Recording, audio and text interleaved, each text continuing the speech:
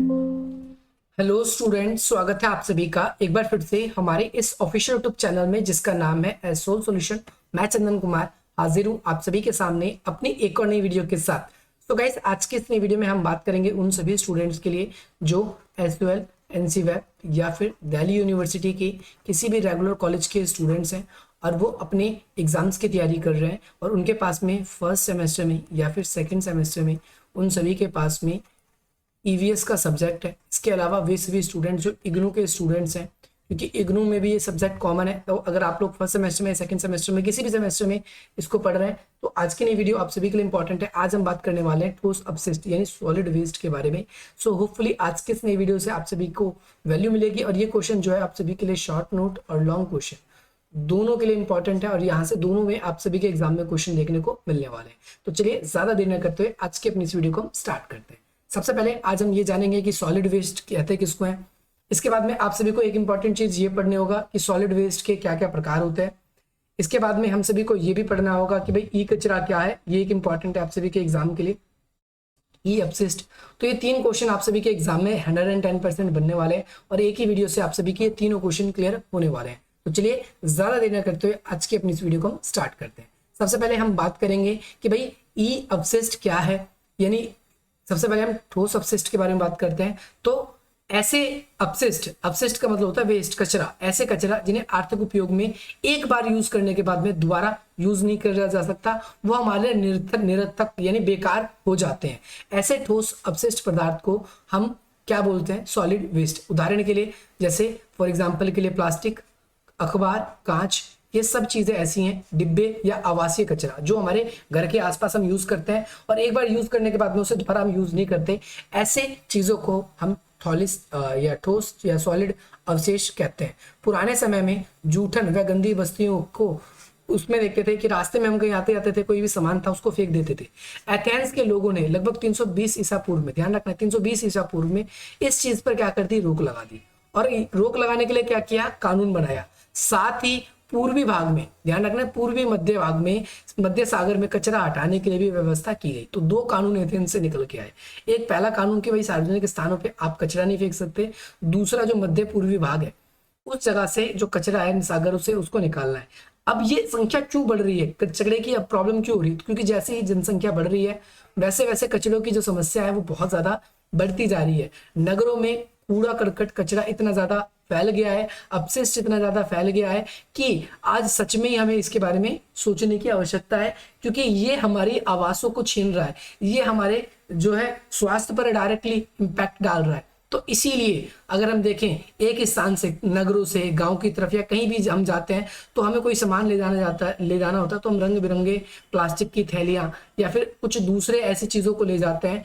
और साथ साथ कई बार हम कचड़ों को कम करने के लिए, कचड़ों के आयतन को, ताकि वो जगह कम घेरे, इसके लिए उसको जला भी देते हैं और ये हम लोगों को नहीं करना चाहिए, हमारे लिए बहुत नुकसानदायक है।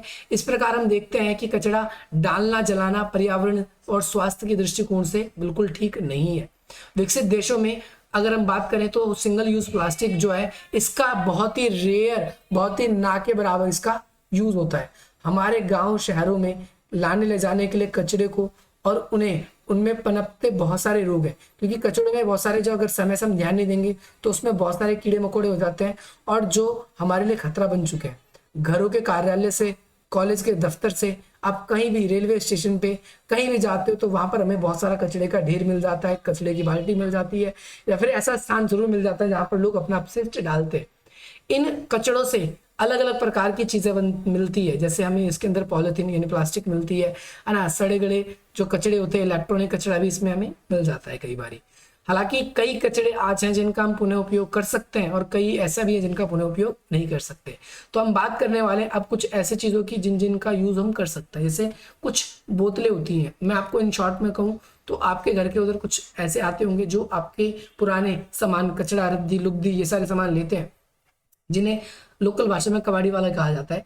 तो रैक पिकर्स भी कह सकते हो। जो रैक पिकर्स होते हैं जो सामान बीन बीन के जाते हैं एरियो से, जिन्हें वो चुनते हैं, जिनको वो दोबारा रिसाइकल करवा सकते हैं तो उन्हें तो वो बेच देते हैं, और जिनको वो दोबारा रिसाइकल नहीं कर सकते उनको वो नहीं बेचते। तो आपको ध्यान रखना है जिनमें ना कचरे से निजात मिल रही है और बल्कि हमें बेस्ट टू वेल्थ यानी कचरे से संपन्नता की ओर कदम भी बढ़ा रहे हैं। एक अनुमान के अनुसार भारत में लगभग 7935 शहरी क्षेत्र हैं जहां पर लगभग यानी ये शहर है इतने भारत में और इतनी करोड़ की आबादी रहती है।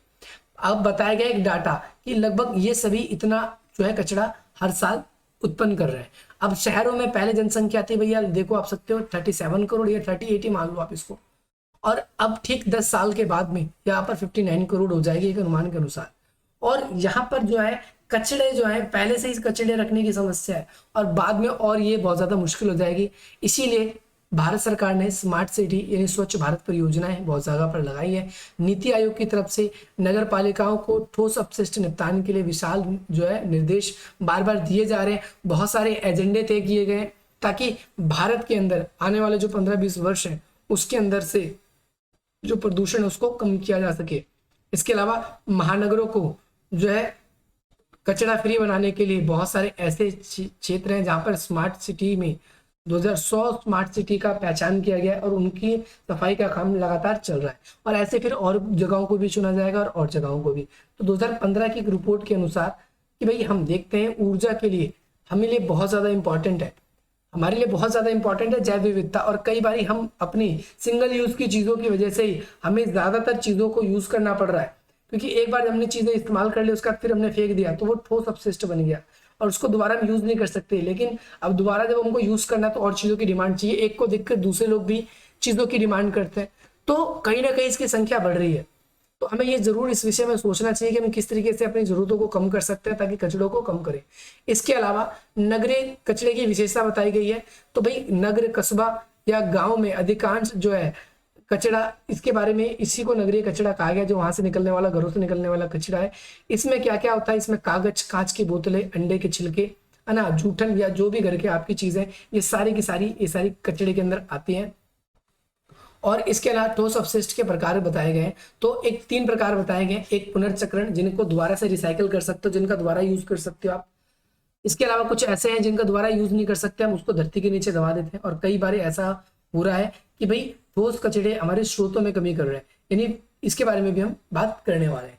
सबसे पहले इसके अंतर्गत आने वाले बहुत सारे हैं, 3 तरीके से हमने डिवाइड किया है। तो 3 तरीके से डिवाइड करने में हम एक एक करके बात कर लेते हैं तीनों के बारे में। सबसे पहले जिनका हम रिसाइकल कर सकते हैं, तो इनमें उन कचड़ों को डाला जाता है जिनको हम रिसाइकल कर सकते हैं। और इसमें एल्यूमिनियम, इस्पात से बनी हुई कोई वस्तु है जिन्हें बार बार हम यूज कर लेते हैं। इसके अलावा कई कांच है, कई तरह के अलग अलग तरह के कांच होते हैं। प्लास्टिक की कई चीजें हैं उनका पुनर्चक्रण किया जा सकता है, लेकिन बहुत सारे प्लास्टिक ऐसे होते हैं जो सिंगल यूज के हैं, उसके बाद उनका यूज किया ही नहीं जा सकता। लगभग अगर हम बात करें पिसा हुआ अगर कांच है, महीन है, तो 50% ऊर्जा हमारी बच जाती है एक नया कांच बनाने में। ठीक है, आपको ये भी ध्यान रखना है। इसके अलावा ऊर्जा बचाने के साथ साथ प्रदूषण भी कम होता है। और कागज के टन अगर हम देखें, 1 टन कागज बनाना है, 100 किलो कागज बनाना है हम लोगों को, तो उसके लिए 17 पेड़ काटने पड़ते हैं। तो इसके लिए हम देख सकते हैं पेड़ों की कटाई पे भी रोक लगा सकते हैं अगर हम कागजों को भी रिसाइकल कर ले, तो ये हम लोगों के लिए बहुत जरूरी है। उनको लुगदी बनाने, रद्दी बनाने और साथ ही साथ उनको रंग करने में बहुत सारी चीजों का इस्तेमाल होता है, तो उन सब चीजों के इस्तेमाल को हम कहीं ना कहीं बचा सकते हैं। इसके अलावा निपटारा करने वाले और स्रोत की कमी करने वाले, इनके बारे में बात कर लेते हैं। तो ये अंधाधुंध आज के समय में मिट्टी के गड्ढे बनते जा रहे हैं, है ना। और क्यों गड्ढे बन रहे हैं, क्योंकि यहाँ पर ऐसे धरती के ऊपर कचरा पड़ा है, तो इसके नीचे जो मिट्टी है इसको ऊपर रख देते हैं और इस वाले कचरे को नीचे डाल देते हैं, यानी अल्टा पल्टी कर लेते हैं। मिट्टी ऊपर कर दी, कचरा नीचे कर दिया। दिल्ली के जो लोग हैं वो बाईपास को बहुत अच्छी तरीके से देख सकते हैं, उनके ऊपर नीचे कचरा ही कचरा है पूरा का पूरा। तो यहाँ पर हम देख सकते हैं, तो इससे महत्वपूर्ण ऊर्जा, हालांकि बिजली बनाने का निर्माण का कार्य भी किया जाता है, परंतु उससे बहुत ज्यादा प्रदूषण भी निकलता है। इसके अलावा जब बहुत ज्यादा गर्मी पड़ती है तो उनमें प्लास्टिकों में आग लगने की संभावना भी बढ़ जाती है। इसके अलावा स्रोत में कमी, तो हमारे स्रोतों में कमी हो रही है। जैसे जैसे हम देख रहे हैं ठोस निपटान बढ़ रहा है हमारा, हम चीजों को बहुत ज्यादा यूज करना कम कर पाएंगे। यानी फॉर एग्जांपल डिजिटलाइजेशन पे हमें उतरना पड़ेगा, हम चीजों को करेंसी रूप में नहीं यूज कर पाएंगे। जैसे फॉर एग्जांपल आज के समय में नोट है, नोट ज्यादातर अब कैसा चलन होने लगा, यूपीआई में, यूपीआई के थ्रू चलन होने लगा। तो ये आप सभी को क्लियर होना चाहिए बिल्कुल अच्छी तरीके से। स्रोत में कमी आने का मतलब यह है कि कोई भी वस्तु बनाने के लिए हमें प्राकृतिक संसाधनों की आवश्यकता पड़ती है, और सिंगल यूज प्लास्टिक यानी ठोस प्लास्टिक की ठोस प्रदूषण करने के कारण हमें इनके स्रोत बहुत ज्यादा कम मिल पा रहे हैं। अब ये वीडियो आप सभी के लिए इतनी थी, जिसमें अगली वीडियो में हम बात करेंगे कि इन ठोस अपशिष्ट इनके क्या प्रभाव है। यहाँ पर सबसे पहली बात अगली वीडियो में हम इसको बात करेंगे, नहीं तो वीडियो बहुत ज़्यादा लॉन्ग हो जाएगी। और क्योंकि अभी तो ठोस इसके बारे में भी बात करेंगे, और इसके अलावा हम और भी कुछ वीडियोस में जैसे ई निपटारक है, इसके बारे में भी बात कर रहे हैं, बहुत ज़्यादा इंपॉर्टेंट है ये भी। तो एक वीडियो में ये 2 चीज़ इंपॉर्टेंट करा दी और अगली 2 वीडियो में आप सभी को ये मिल जाएगा। ये यूनिट पूरी तरीके से खत्म हो जाएगी। सो होपफुली आज की इस नई वीडियो से आप सभी को बहुत वैल्यू मिलेगी, और इसी प्रकार के इंटरेस्टिंग वीडियोस पाने के लिए आप हमारी वीडियोस को लाइक करेंगे। इसके अलावा अगर आप लोग हमारे साथ कनेक्ट होना चाहते हैं तो ये व्हाट्सएप पे आप हमसे कनेक्ट हो सकते हैं, अपने कोई भी डाउट है हमसे पूछ सकते हैं। इसके अलावा डिस्क्रिप्शन बॉक्स में आप सभी के लिए वेरियस लिंक है, आप उन लिंक्स के थ्रू आप हमें सोशल मीडिया के विभिन्न प्लेटफॉर्म्स पे फॉलो कर सकते हैं। चलिए मिलते हैं आप सभी से अपनी अगली वीडियो में। जय हिंद, जय